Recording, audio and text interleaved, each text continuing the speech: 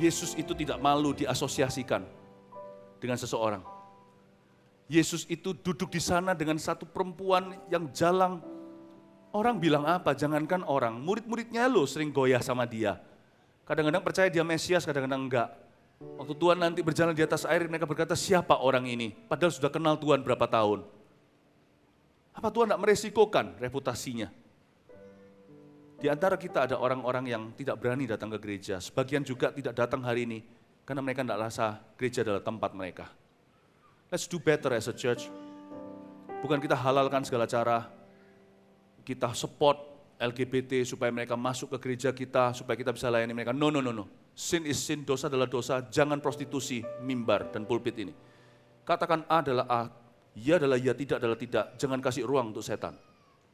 Tapi dalam attitude cara kita menjangkau orang, jangan kita malu. Bapak, Ibu, Saudara, beberapa orang-orang hari ini Tuhan ajarkan yang companion bersama dengan saya, itu orang-orang yang hidupnya diselamatkan, bukan dari kegalauan, dari kekacauan. Saya masih ingat tahun 2015, 8 orang yang sebagian besar jadi companion bersama dengan saya pelayanan hari ini. Mereka itu diselamatkan dalam satu ibadah Natal, bukan yang umum seperti ini, ibadah departemental. Mereka datang diselamatkan, mereka maju bersama-sama. Never undermine, jangan pernah anggap remeh pengalaman untuk orang terima Yesus. Itu yang mengubah seseorang. Dan Yesus menjadi sahabat orang berdosa. Pernah sekali sebagian dari orang-orang yang kadang-kadang temani saya pelayanan, mereka dalam masalah. Pernah mereka dalam masalah. Lalu ada seorang pernah ngomong sama saya, udah aku enggak bisa, enggak layak jadi companion bersama-sama denganmu. Saya bilang, no. Nanti apa kata orang, aku sudah berbuat salah. Asal kamu bertobat hari ini, tidak ada yang membuangmu. Tidak ada. Saya enggak malu. Yesus itu loh, murni, dia itu anak Allah, suci tanpa dosa. Enggak takut jadi sahabat orang berdosa. Jangan takut kalau Anda melayani orang tertentu, Anda tertular. Kalau Anda hidupnya sehat secara iman, tidak akan tertular dengan dosa mereka. Layani setiap orang, jangan prejudis dengan orang-orang tertentu. Bapak, Ibu, Saudara, wanita ini, saya bersyukur kepada orang-orang Samaria yang notabene dianggap kutuk di mata orang Yahudi. Yesus menunjukkan penerimaan, katakan penerimaan. Mari kita minta sama Tuhan hati yang lebih besar untuk bisa menerima orang dalam segala perbedaan. Let's accept them, untuk kita bisa menerima mereka. Kita semua perlu belajar. Yesus menunjukkan penerimaan yang dahsyat atas orang Samaria. Yesus ingin bicara sama mereka. Sekalipun kamu sudah dikutukkan, bukan dikultuskan, kamu sudah dikutukkan, dijadikan kutukan, aku hendak menerimamu. Tuhan menunjukkan acceptance yang luar biasa. Acceptance yang luar biasa. Saya bersyukur dalam hidup saya juga ada orang-orang seperti itu in my life. Kalau enggak mungkin I would never stand a chance to do what I do today, to be whom I am, who I be today, who I am today. Kalau bukan karena ada orang-orang yang melihat lebih jauh dari waktu itu, mereka bisa melihat menembus diriku. Saya tidak bisa melakukan apa yang saya lakukan hari ini. Saya tidak ada hari ini, saya tidak bisa jadi apa. Saya tidak bisa menjadi seperti hari ini. Jadilah orang seperti itu. Dan Bapak, Ibu, Saudara, di sini kalau ada orang yang kena narkoba, ada orang yang hidupnya tidak keruan, Anda merasa diri kotor, najis, Anda masih terlibat pornografi, beberapa di sini ada yang masih belum lepas dari jerat perselingkuhan. I don't agree with you, saya tidak setuju denganmu. Perselingkuhan itu salah, get out, keluar dari Babel, jangan jamah. Narkoba, cepat keluar sebelum masuk penjara. I don't agree with you, the church will never agree with you. Gereja ini tidak akan pernah setuju denganmu. Mari, tapi ketika engkau mau bertobat, larilah kepada kami. Kami tidak punya senjata lain kecuali pelukan, welcome home, come. Keluar dari dosamu, masuk pada kehidupan baru. Sesuatu akan terjadi dalam hidupmu. Kasih tepuk tangan bagi Tuhan. This church will never reject you. Gereja ini tidak akan pernah menolakmu. Sebentar lagi di depan akan ada altar call. Bagi orang-orang yang merasa diri kotor, maju ke sini. Tapi akan ada orang-orang yang tidak maju karena mereka hari ini memang datang untuk melayani. Tapi jangan pernah Anda merasa malu kalau Anda maju nanti. Karena orang-orang di belakang sana mungkin ada beberapa yang butuh tapi nggak berani. Anda lebih mulia di mata Allah karena Anda jujur. Seperti wanita ini. Dia nggak menjauhi sumur, siang hari dia datang. Orang-orang sering pakai ayat ini untuk menerjemahkan Karena dia takut datangnya nanti pada jam tertentu, nanti ketemu semuanya ngonyo. Sekalipun dia salah, dia tidak munafik. Dia jujur dengan keadaannya, makanya Tuhan bisa sembuhkan dia. Jangan malu dengan orang yang tidak maju. Kalau mereka tidak maju, mereka pasti terbeban untukmu, mereka berdoa untukmu. Tapi kalau maju dan menghakimimu, yang tidak maju dan menghakimimu, di mata Tuhan Anda lebih mulia karena Anda berani mengaku mereka pura-pura di sana munafik di kursinya. Tidak kemana-mana, tidak beranjak dari mana-mana, they are not holier than you. Mereka tidak lebih suci dari dirimu. Karena orang yang jujur dan mengakui dosanya, itu yang dicinta oleh Tuhan. Kasih tepuk tangan untuk orang-orang yang nanti akan maju. Tuhan menunjukkan penerimaan, pembelaan. Wow. Dan Tuhan menunjukkan kepada wanita Samaria ini, yang sudah begitu kotor dan najis, dia tunjukkan pengampunan. Dia tunjukkan pengampunan. Dia berikan pemulihan. Coba katakan terlebih dahulu, penerimaan. Lalu katakan pemulihan. Bagian selanjutnya dari drama tadi itu memang improvisasi. Wanita itu kan pasti ketemu sama 5 cowok, terutama cowok yang terakhir itu.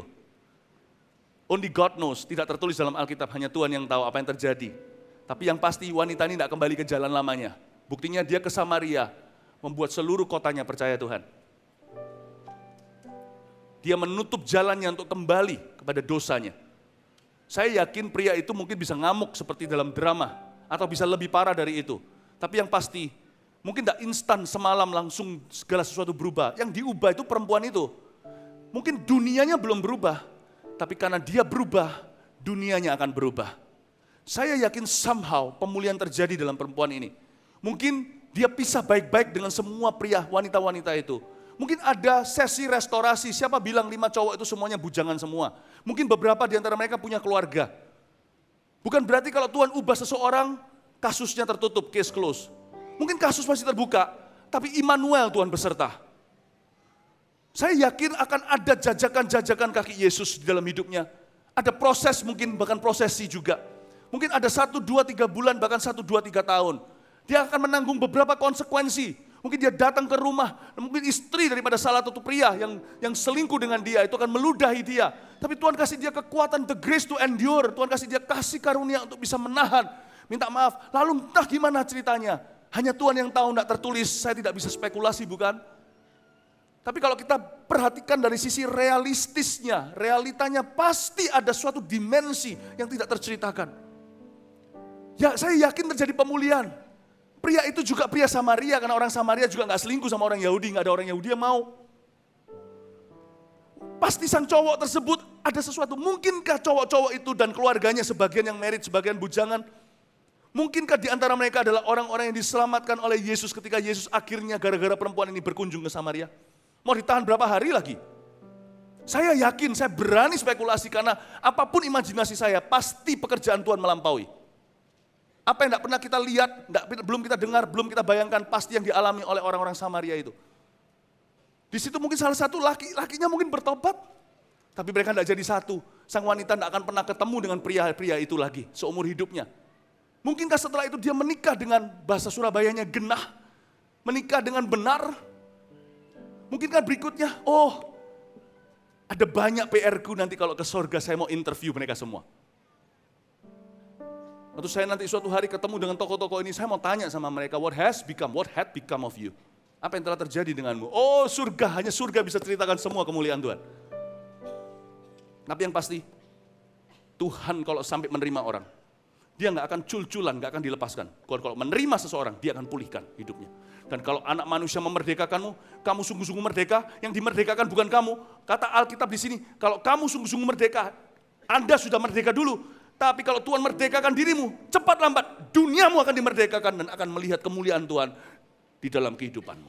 Pasti ada pemulihan nyata terjadi, hubungan, dan hari-hari kemudian, pekerjaan, pasti ada tuntunan Tuhan. Pasti ada karya Roh Kudus yang kontinu. Pasti ada pemulihan nyata yang terjadi.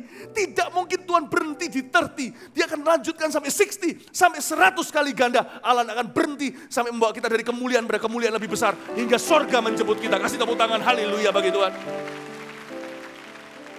Pertama tadi saya bilang apa? Penerimaan, pemulihan. Yang ketiga, Ya kan, tadi kan orang Yahudi kutukan. Wanita ini kotor, najis, dipulihkan. Yang ketiga, ini wanita kan gak cari Tuhan. Hati-hati. Hati-hati dengan orang yang merasa dia mencari Tuhan dari kecil. Karena orang itu biasanya nanti agak pelit secara kasih karunia. Bener. Karena ada di antara kita ini, ya saingan lah di antara kita itu mana yang lebih layak, mana yang lebih mulia. Bapak Ibu Saudara, kasih karunia tidak dilihat hanya dari buah kematangan kita hari ini. Tapi dilihat dari defisit kita masa lalu. Paham maksud saya? Bagi orang yang hari ini bisa menjadi seorang yang punya 100 juta rupiah, dengan orang yang hari ini bisa punya 100 miliar rupiah, nggak tentu lebih mulia yang 100, lebih hebat yang 100 miliar rupiah. Mengapa? Karena 100 M itu mungkin papanya sudah orang kaya. Tapi kalau orang punya 100 juta rupiah, papanya terlibat hutang 100 miliar rupiah, dari situ Tuhan ukur, dari defisitnya. Jangan pernah Anda bangga kalau kita ini orang baik. Jangan pernah kita merasa kita itu seperti apa. Justru orang yang merasa dia cari Tuhan, nanti ketika ditemukan Tuhan, menemukan Tuhan, dia merasa dia yang mencarinya. Orang begitu nanti biasanya berakhir kurang memberitakan Injil. Karena dia merasa baik dari dulu, sejak dahulu kala. Wanita ini beda. Dia tidak merasa mencari Tuhan. Bahkan ketika Tuhan ngomong sama dia masih sindir segala kok. Tuhan yang harus convince dia. Ini yang disebut dengan conversion dalam bahasa Inggrisnya. Convert, ini convert. Convert itu bukan ditambah. Saya punya 100 rupiah, saya punya 100 ribu, saya bisa beli apa? Saya bisa beli makan, minum, dan tambah ini bawa bungkus pulang ke rumah. Ini saya tambahkan berapa kerupuk sebagai tambahan. Itu bukan conversion, itu addition, tambahan. Conversion itu gini, saya punya 100 ribu, itu saya dapat hampir $10 US, beda currency, dipakai di dunia yang berbeda.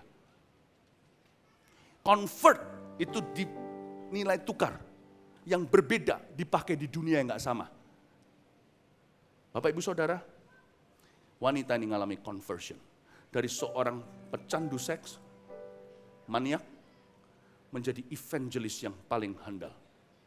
Ada beberapa orang yang pernah membawa orang sekota terima Tuhan. Sebelum Filipus memberitakan Injil, satu Samaria bertobat. Sebelumnya, belum zaman gereja mula-mula, Yesus masih ada di Galilea. Ada seorang wanita bawa seluruh kota Samaria kepada Tuhan Yesus. Selevel seperti Yunus, lebih tinggi lagi. Yunus memenangkan Niniwe, iya kota sih, sama. Cuma ada beberapa orang notable yang membawa orang satu kota kepada Tuhan. Yang satu nabi nakal, Yunus namanya. Yang satu lagi adalah perempuan nakal, perempuan nakal. Yang satu lagi orang biasa sih, Filipus diaken itu. Kalau kita lihat dari dia punya defisit, oh Lord, how God can use someone, bagaimana Tuhan bisa memakai seseorang yang merasa tidak pernah cari Tuhan, ketika dia ditemukan, dia merasa ini pure kasih karunia, dia nggak bisa tidak, harus beritahu semua orang bahwa kasih karunia ini ada, dia alaminya. Orang seperti ini akan jadi evangelis yang handal. Dia merasa, I'm never worthy. Saya tidak pernah cari keselamatan jiwaku. Tuhan menemukan aku. Orang gini yang paling berat berkata, I once was lost, but now I'm found. Aku dulu hilang, sekarang temukan. Saya mau beritahu kepada Anda sekarang yang masih terlibat narkoba, yang live streaming juga. Anda yang sekarang masih berlumuran dalam dosa seksual, diceritakan aja sungkan. Tidak enak kalau saya ceritakan di sini, Anda akan malu setengah mati. Di sini juga ada orang-orang yang masih menjadi penjahat-penjahat korupsi. Saya beritahu, pesan Tuhan simple. Come to Jesus. He will change you. Dia akan mengubahmu. Dia akan menerimamu apa adanya. Sebelum Anda lepas dari dosa itu, dia sudah menerimamu. Waktu engkau masih menolak dia sudah mati bagimu. Waktu engkau masih membenci dia, salah mengerti dia sudah menunggumu. Dan dia berjanji akan memulihkanmu. Jalanmu tidak tentu mudah, tapi kalau Anda bertobat dari dosa Anda dan menerima Yesus hari ini, jalanmu mungkin tidak mudah, tapi jalanmu akan ada Yesus semua di dalamnya. Dia tidak akan dengan mudah melepaskan dan menyerahkanmu. Dia akan menuntunmu dari satu kemuliaan-kemuliaan berikutnya. Meskipun bentuknya jalan salib, ujungnya adalah kebangkitanmu. Kasih tepuk tangan untuk Tuhan Yesus. Dan satu janji lagi, saya tidak berhenti sampai pengampunan. Oh, terlalu murah, kasih karunia berhenti sampai forgiveness. Kasih karunia harus berlanjut, bukan sampai forgiveness, tapi sampai evangelism. Bapak Ibu sekarang masih berlumuran dosa, hari ini statusmu masih orang berdosa. Seperti wanita Samaria. Tapi sangat dalam waktu yang segera sangat dekat, statusmu akan Yesus ubah, bukan menjadi orang yang diampuni. Tidak hanya berhenti di situ, menjadi orang yang akan menjadi penjala manusia, akan menjadi orang yang menyelamatkan. Saudara akan dipakai menjadi penginjil-penginjil yang dahsyat. Di hari-hari kemudian saya bernubuat, mulai dari Natal 23 ini seterusnya akhir tahun sampai tahun depan Anda mulai lihat, aku ini siapa? Anda akan berkata, kenapa teman-temanku satu persatu terima Yesus? Padahal aku belum dewasa-dewasa banget. Satu-satu terima Tuhan. Dan tiba-tiba Anda lihat keluarga Anda terima Yesus. Anda akan terkejut dan ingat tanggal 23 saya sudah memperingatkan dalam nubuatan. That God is gonna make an evangelist out of you. Bahwa Allah akan menjadikanmu seorang penginjil yang dahsyat dan diurapi. Hai wanita dan pria Samaria, giliranmu diselamatkan. Kasih haleluya, beri tepuk tangan bagi Tuhan. Come on. Haleluya. Kasih yang terindah, hati yang mulia, hanya ku temukan di dalam-Mu, Yesusku. Pujian dari hatiku, oh atas karya-Mu, selalu di setiap waktuku, tiada pernah berubah kasih-Mu. Ini karya-Mu, siap untuk menerima karyanya. Hai orang-orang berdosa, dalam hidupku, pengorbanan-Mu yang selamatkanku. Engkaulah harta yang tak ternilai, yang ku miliki dan ku hargai. Yesus, Engkau ku kagumi. Musik saja. Tidak ada dosa kecil, tidak ada dosa besar. Beberapa orang punya dosa kecil, kelihatan besar karena dia berhadapan dengan hadirat Allah yang besar. Beberapa orang punya dosa besar, kelihatan kecil karena dia jauh dan tidak mau memandang pada Tuhan. Saya tidak mau bertele-tele. Kalau Anda tahu hari ini, I don't care apapun dosamu. Dosa seks, dosa keuangan, dosa bohong, dosa semuanya apapun dari 10 perintah Allah. Atau lebih kreatif lagi, Anda ciptakan sendiri dosa-dosa itu. Sekarang waktunya Anda serahkan pada Tuhan di altar ini. Altar ini Anda harus dosanya ditinggal di sini. Jangan bawa pulang. Pulang nanti bawa rantangan kasih karunia. Tinggal dosamu di sini. Kita akan basuh habis di dalam gereja. Kita bakar habis dalam nama Yesus. Come dan percayalah. Anda mungkin berkata, gimana aku jalani ke depan kalau aku lepas dari dosa ini? Bisa. Orang Samaria ini bisa, you bisa. Bukan Anda yang bisa, bukan dia yang bisa. Yesus yang bisa dalam dirimu. Hari ini bawa semua dosamu kemari. Jangan ragu. Dan jangan takut kalau maju ke depan dikiranya, itu dia dosa apa ya? Mereka yang menudingmu itu mengalami satu dosa, berbuat sebuah dosa baru, yaitu kemunafikan. Tapi siapa yang memerlukan Yesus hari ini menerima Yesus, buang dosamu di altar ini. Jangan bawa pulang. Nanti Anda pulang membawa rantangan. Kasih karunia Tuhan. Oh haleluya, kasih tepuk tangan bagi Tuhan. Siapapun Anda hari ini yang memerlukan ini, Anda maju ke sini waktu kita nyanyi ini. Bawa barang pribadi atau serahkan pada seseorang yang Anda kenal. Dan saya minta Anda bangkit berdiri. Bukan supaya lebih ramai, supaya lebih gimana, semuanya bangkit berdiri. Supaya memberi jalan orang-orang dari kursi-kursi maju ke depan sekarang. Come here, Tuhan mencintaimu. Datanglah sini, hai pria wanita Samaria. Jesus loves you. Dia akan mengubah hidupmu. Hari ini adalah mujizatmu terbesar. Come on. Dalam hidupku, pengorbananmu yang selamat. Tuhan bilang sama saya, Roh Kudus bilang, aborsi. Ada yang pernah aborsi anak-anak. Ada yang pernah aborsi 2 kali. Where are you? Maju. Jesus loves you. Yang ku miliki dan aku hargai. Yesus Engkau. Tidak ada orang berdosa terlalu kotor yang Tuhan akan menolaknya. Semua kita di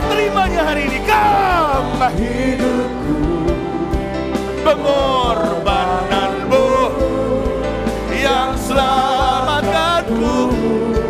Engkaulah harta yang tak ternilai yang ku miliki dan ku hargai. Yesus, Engkau ku kagumi.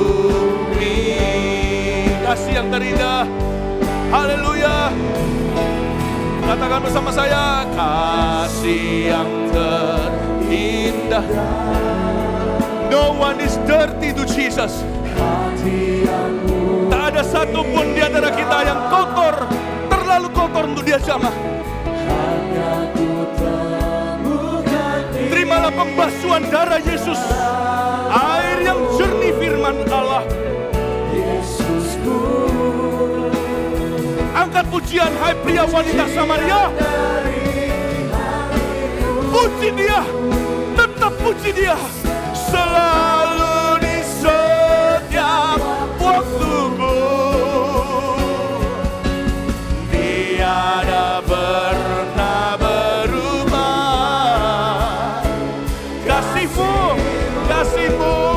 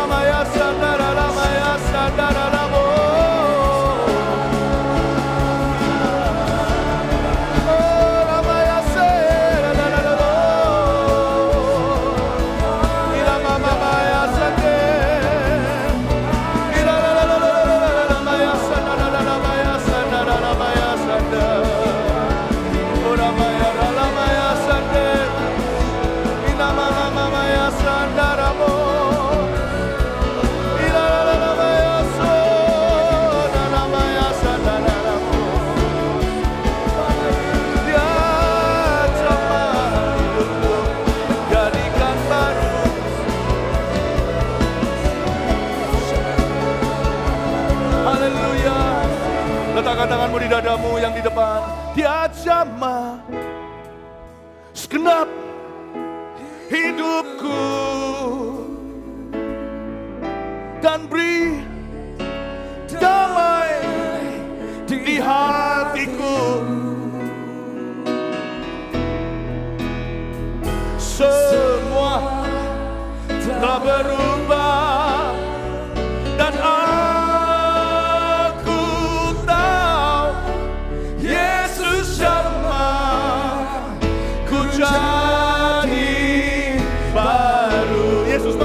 hatimu. Yesus mengampuni dan membasuh masukmu.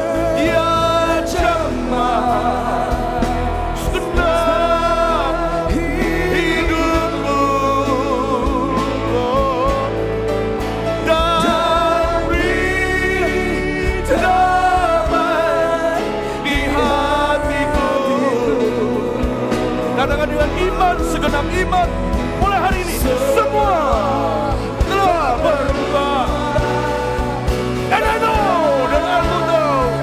aku tahu, Yesus jamah ku jadi baru. Dia jamah segenap hidupku. Kau beri damai di hati, dan beri damai di hatiku, di hatiku. Semua telah berubah, ya, dan aku tahu Yesus jamah ku jadi. Semua telah berubah. Semua telah berubah, dan aku tahu Yesus jamah ku jadi baru. Saudara yang di depan, letakkan tangan di dada. Ikuti saya berdoa. Yang di belakang, mari kita dukung mereka dengan kasih. Ulurkan tanganmu ke depan sini. Katakan, Tuhan Yesus, terima kasih kau basuh aku dengan darah-Mu. Aku sembuh, aku pulih karena besar kasih-Mu. Aku percaya kau mati 2000 tahun lalu untuk menebus aku. Kau bangkit pada hari ketiga. Masuklah dalam hatiku. Jadilah Tuhan dan Juru Selamatku. Biarkan aku bertumbuh dalam firman-Mu. Berikan kepadaku kuasa. Berikan kuasa untuk menjadi anak-anak-Mu. Mulai hari ini juga. Dalam nama Yesus, haleluya. Amin. Kasih tepuk tangan, congratulations. Selamat kongsi. Tetap di tempat. Anda membuat keputusan yang paling tepat, Bapak Ibu Saudara. Jesus loves you very much. Dan hari ini juga kalau Anda belum dibaptis, Anda rindu dibaptis, nggak ada hari lebih tepat bukan kecuali Natal. Anda akan ingat selamanya pada hari Natal engkau lahir baru. Tuhan mengampunimu. Di sebelah kiri saya, yaitu sebelah kanan Anda, lihat itu ada lighternya, ada tulisan baptisan area. Nanti Anda bisa ke sana, Anda bawa baju pun kami sediakan. Anda bisa ke situ nanti diberikan tuntunan. Bagi yang perlu dibaptiskan, saran saya jangan ditunda. Kasih tepuk tangan untuk mereka. Haleluya. Oh, God bless you. Anda bisa bangkit berdiri, terima kasih. Haleluya. Sebelum kita harus rayakan ini ya. Kita harus rayakan. Natal bukan cuman pesta. Natal bukan kado baju baru. Natal itu keselamatan. Dan biarkan tahun depan penuaian terjadi atas keluarga dan orang yang kita cinta. Sedikit pengumuman tanggal 31 Desember. Tempat memang sudah nggak ada. Tapi saya himbau Anda kalau bisa tetap naik. Tapi kalau enggak, kalau berhalangan live streaming 31 Desember. Saya akan menyampaikan pesan-pesan yang sangat penting untuk mempersiapkan kita berjalan dengan Tuhan tahun depan di Bukit Doa Immanuel Kebaktian tutup tahun. Anda bisa live streaming, jangan lewatkan untuk mendapatkan pesan-pesan Tuhan. Amin. Katakan kanan kirinya, what a beautiful Christmas. Natal yang indah.